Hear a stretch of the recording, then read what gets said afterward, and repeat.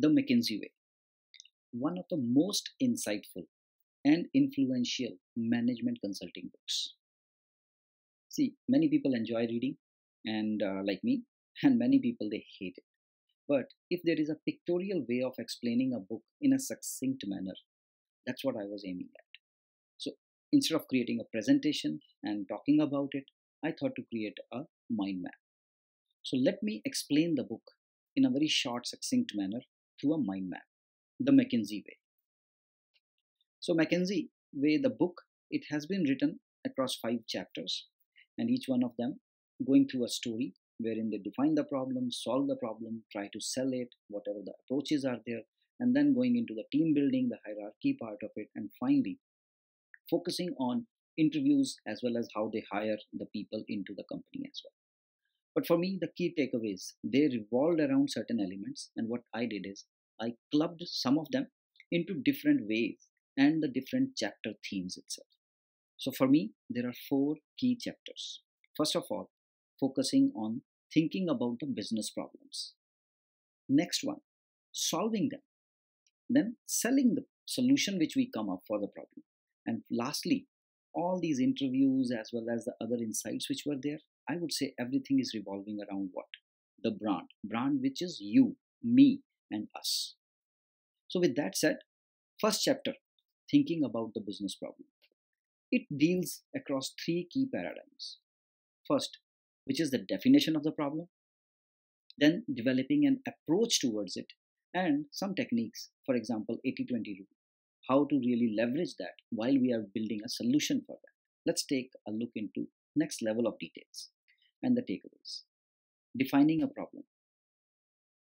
The book prescribes, and with good examples as well, that at McKinsey, what they claim is every consultant, they do not do other things and problem solving, but in fact, that's the only thing they do, which is problem solving. When they do that, they actually use their curiosity, their skepticism, as well as actually not to go into a zone that they are trying to prove something. So it's not a proving exercise. They focus on problem as a problem and try to solve it. That's the beauty and the difference as to how they, at the consultants, they actually approach to a problem. So I would say we as human beings, if we can do that, that's the right way, even in our personal lives, to deal with the problem as a problem, not to prove, not to appease anybody. With that said, next, once that is done, it has to be fact-based, it has to be structured and hypothesis-driven. So these 3 things, this is actually the heart of this entire book for me. Now, they have come up with this model that use facts, use a structure, and be ruthless for that, and finally have an hypothesis which naturally comes to you. So across these 3 structures is how they have actually built the entire narrative of a problem solution. From a fact, actually we should spend time on researching, combing the articles, getting as much data as possible inside the domain, outside the domain, and the industry as well. We should not swing it or wing it. It's not impromptu exercise or a debate wherein you can actually go ahead. Facts means facts. Second, we all have our gut feeling, and based on experience, number of years we pass in any domain, any area, our gut feels they become more coherent and they become more prescriptive as well. And we actually start to predict things. However, we need to compensate those using facts. Lastly, we all have credibility gaps. The best way to overcome that credibility gap is using facts. So that is the first pillar of problem solving, or in fact, I would say defining the problem. Solution actually follows the same thing, but let's stick to defining the problem. From the structure rigidity point of view, there is a unique, I'll say, technique. A person by name Barbara Minto, who was one of the first women partners at McKinsey. She designed this and she defined it. It's called MEC. It's pronounced as MEC, MECE, which is mutually exclusive and collectively exhaustive. So you can just think about it as a tree structure from top to down. At the head you have a couple of branches. From the branches you have further child branches. So that means if you have a problem identified, once you define that, There will be actors at the next level. For each actor, there will be good, bad, and ugly data points. For those data points, there could be a solution, and so on and so forth. That's the structure which by default is inherited and pushed into every associate at McKinsey. Then the hypothesis part of it.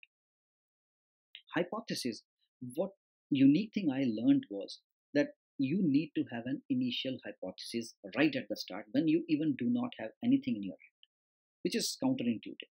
But an example which was cited is was if you know you have to reach a certain destination in a city, okay, you know the roads but you do not know the exact location. So however, in your mind you already have that, okay, I'll be going from this road to that road and from that road to there, but over there once I reach I'll then find this actual destination.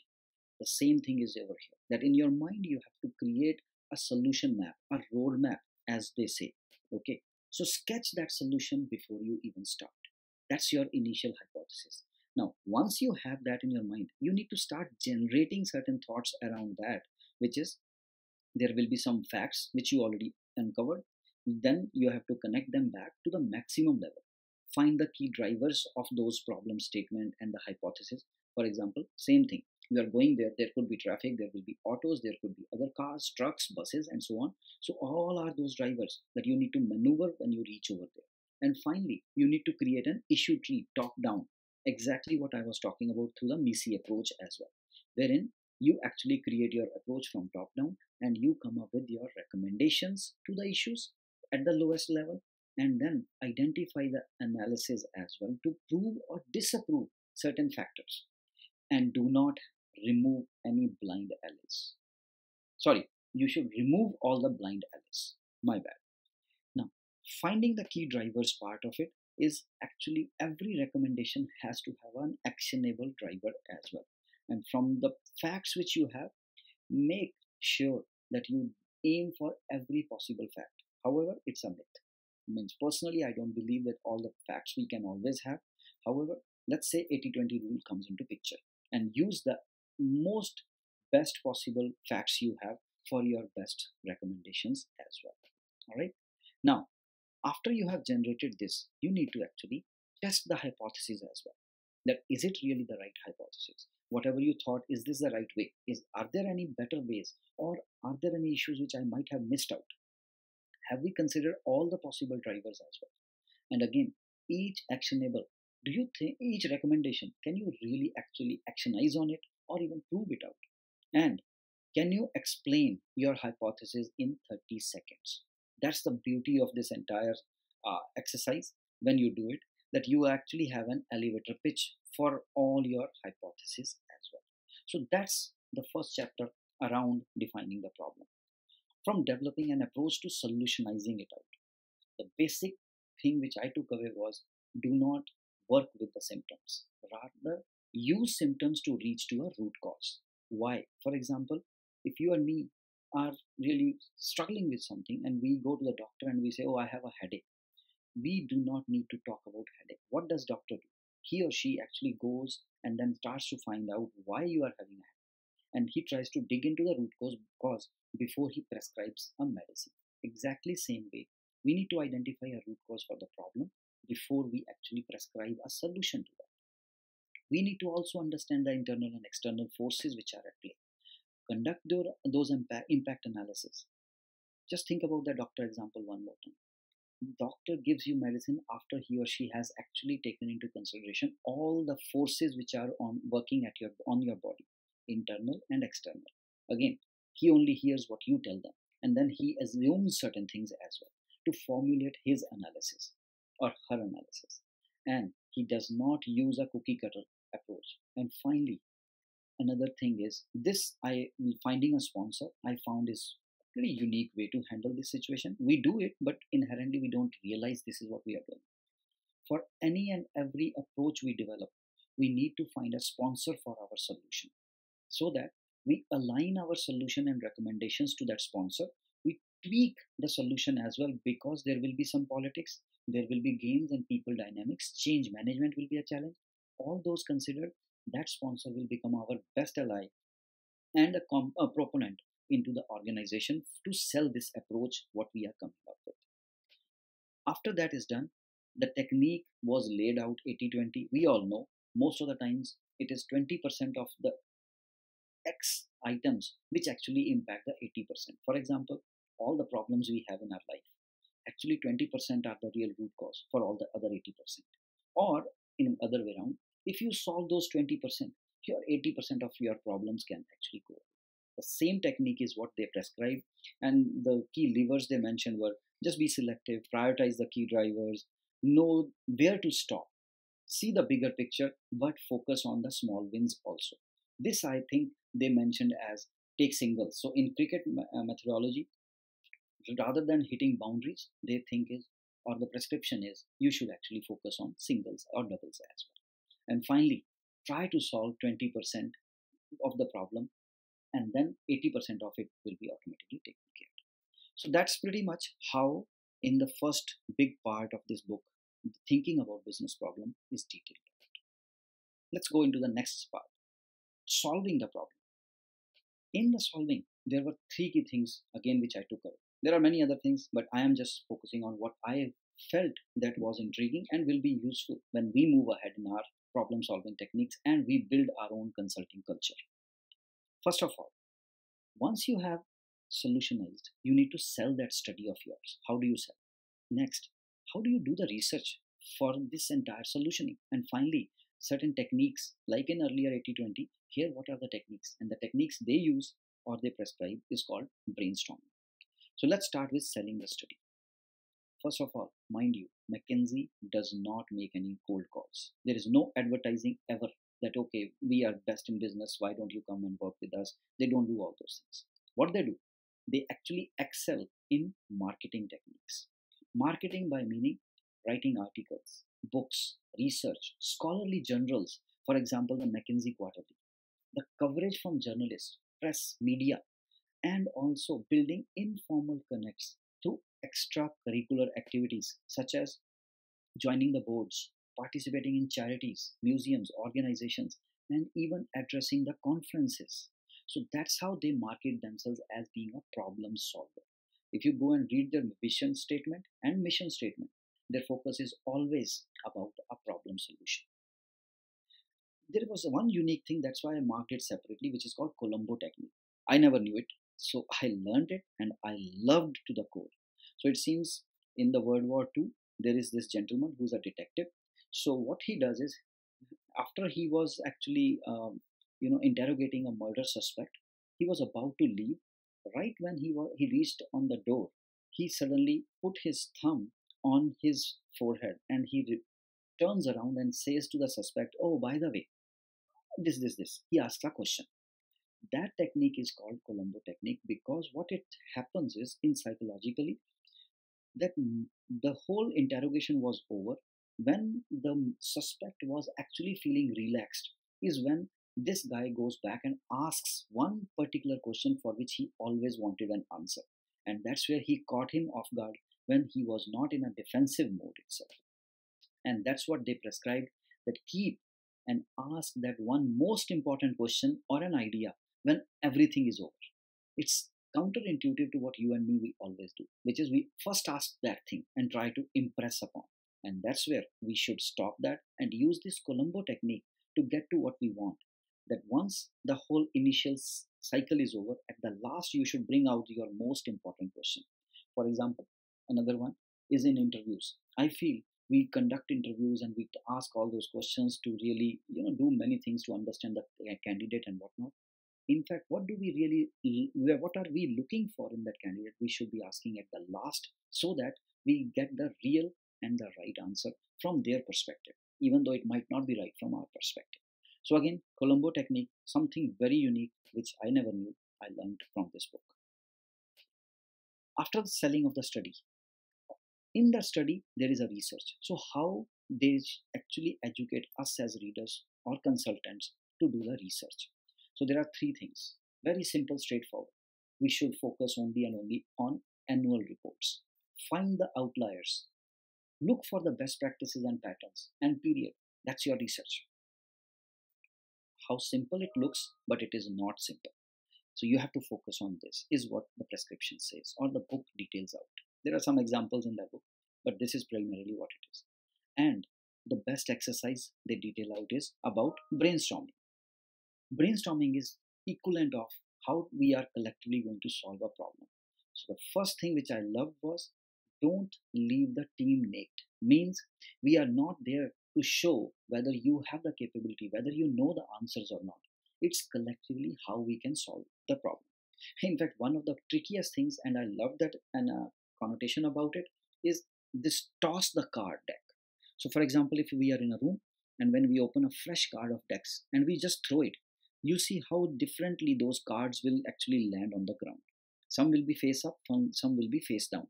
If we all start working and looking at that and try to find those patterns, that is how they are saying that the brainstorming activities should be. When we enter into a room, let's say that is approximately 2 hours of an exercise. That's what maximum they say, but minimum they said should be 2 hours. You should actually go ahead and toss out all the possible ideas as well as the facts to come up to a real brainstorming solution which you are looking for a topic you chose for that brainstorming session. So that's solving the problem. Finally, into selling the solution. Now you solved it, you've identified, and now you have to sell this out. And we all sell through presentations, communication channels while working with the clients. So these are the three sets of, uh, I'll say, subsections which they detailed out. Presentations, we are pretty good. Only I have listed out is things which I feel are different. Mostly we are pretty nice in the way we tell the stories. However, I'll say two things stood out for me. One was presentation should contain nothing new for the audience. What it means is we should actually pre-wire the audience with our entire presentation. This is we do it, but I did not know the prescription around it. So the two key things, which is one, review, solicit, and review. It's my way of thinking that when we are ready with the presentation, we have to have as many reviews with the stakeholders, our sponsors, and solicit their feedback that when we actually send it officially, it's already taken care. Lastly, get the buy-in throughout the organization. We need friends in the organization. If we have one person who is on our side and other is not, no, our entire solution pack is not going to be accepted. So that's how the presentations should be aimed at. Communication management. It's simple. Keep the information flowing. Always over communicate. That's the thumb rule I use, and I felt that's what McKinsey also prescribes.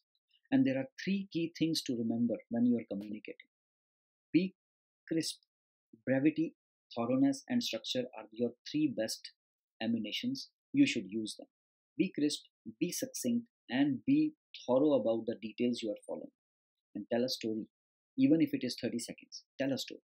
Why you are talking about what you are talking about. And lastly, just don't ignore. There could be that you have to maintain a confidentiality. You need to be paranoid about who you are sharing this information and why you are sharing this information to.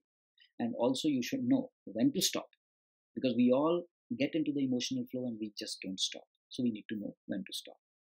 Lastly, working with the clients. Again, many of us know how to deal with the people, but four key takeaways. Building bridges. As I said, we need to have as much of the allies as possible in any organization or any relationship.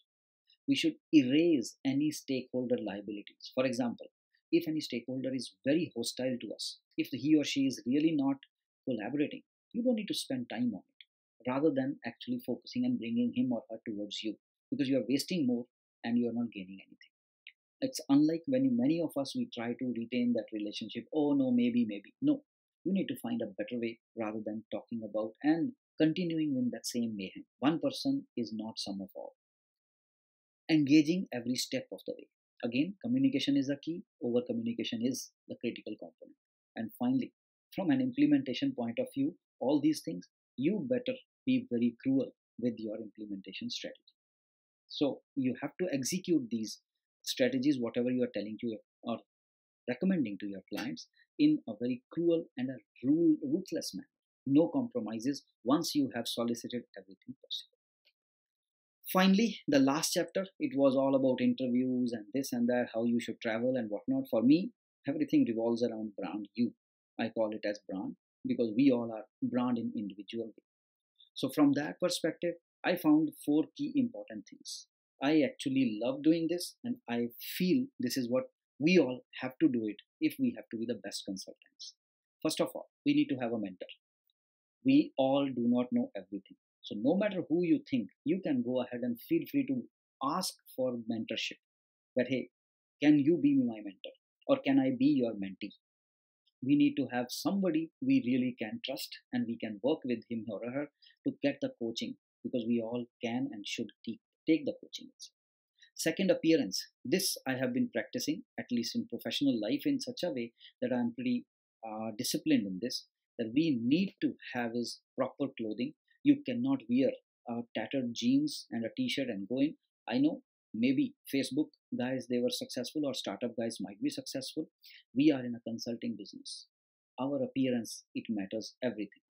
We need to carry some office accessories, because 90% of the times I have seen we don't find the eraser, we don't find is any pen, a paper, a marker, a post-it, you name it. You need to carry your own stuff.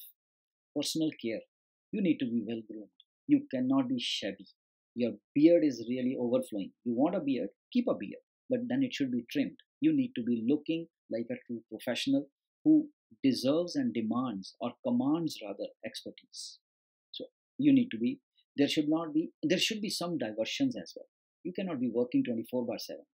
You have some book, the best book you love video games, carry a device, go play those things while you are on a travel, you are meeting the clients, you have few free moments of yours. Use those diversions for your own sake. That gives you your brain a real edge. Personal hygiene, I said it earlier, personal care, hygiene, they go in hand in hand. That's of utmost, I'll say, importance. And the last thing, which I would say I have been trying and practicing, if anytime somebody asks me, Manav, who are you? Or what does your company do? What do you do? Etc. I need to have is a 30-second pitch ready for me. I should not scramble. That who am I? How can I introduce myself, my company, my family, my children? It could be any damn thing in life. So we need to be ready with our elevator pitch every moment of our life. So I call it as 30-second rule, that in 30 seconds you should be able to explain. If I ask you something, or if you ask me something, I should be able to explain in 30 seconds. So that's in short, I would say, the entire book as I read it and the takeaways I have. Hope you found it informative and insightful. And now I would love to hear from you. What did you take away from the very same book itself? Thank you, everybody.